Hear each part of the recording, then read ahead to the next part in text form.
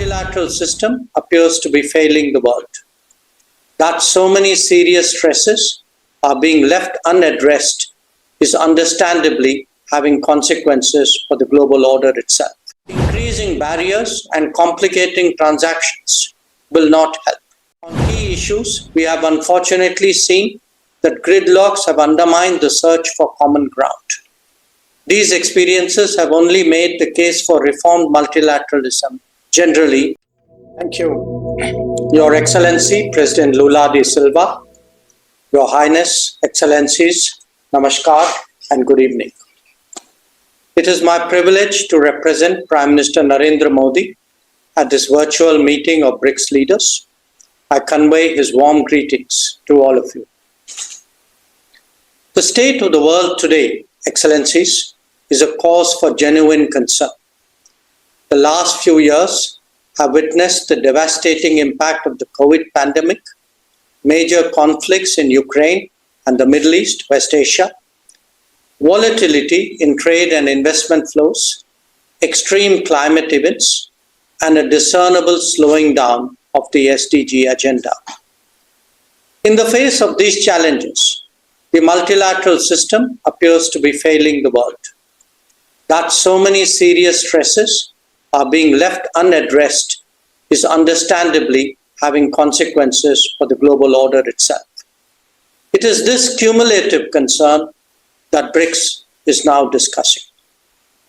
Excellencies, the members of BRICS represent a broad diversity of societies who are nevertheless deeply affected by these developments. Even in the past, our endeavor has been to find common ground between our respective national policies and to act on that basis. Today, the focus is on stabilizing the international economy and the world order. But it is equally essential that we turn our attention to ongoing conflicts, not least because they have direct developmental and supply chain implications. Furthermore, as we head towards the next UN General Assembly session, an exchange of views on reforming multilateralism would be appropriate. The world, as a collective, is seeking a stable and predictable environment for trade and investment.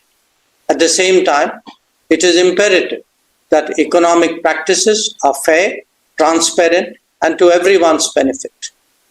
When there are multiple disruptions, our objective should be to proof it against such shocks.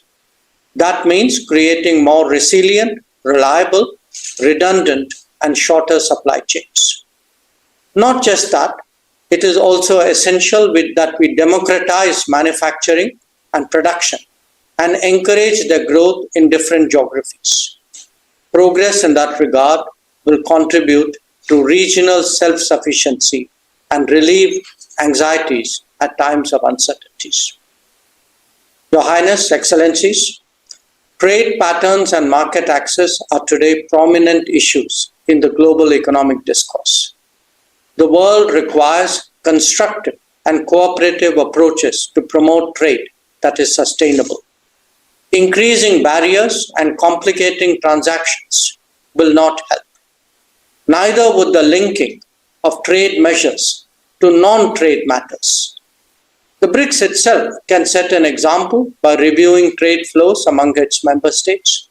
Where India is concerned, some of our biggest deficits are with BRICS partners, and we've been pressing for expeditious solutions. We hope that this realization will be part of the takeaways from today's meeting. The international trading system is based on the foundational principles of open, fair, transparent, non-discriminatory, inclusive, equitable, and a rules-based approach with special and differential treatment for developing countries. India strongly believes that this should be protected and nurtured. Excellencies, the world today also seeks an urgent resolution of ongoing conflicts. The global south has experienced a deterioration in its food, energy, and fertilizer security.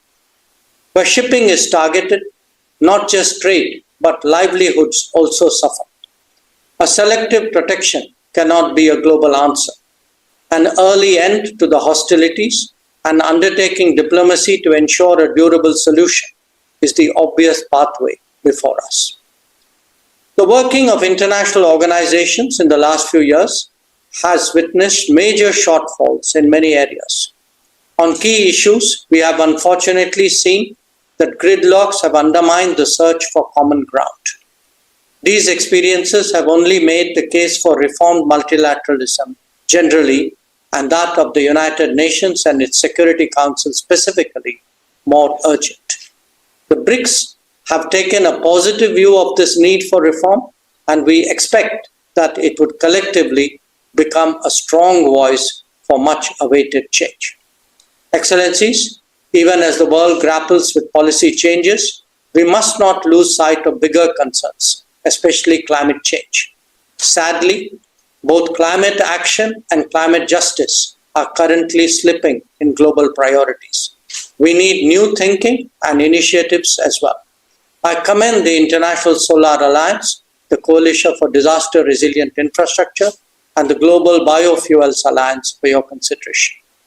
In conclusion, let me again thank President Lula da Silva for convening us today and for the opportunity to present India's views and positions. I thank you.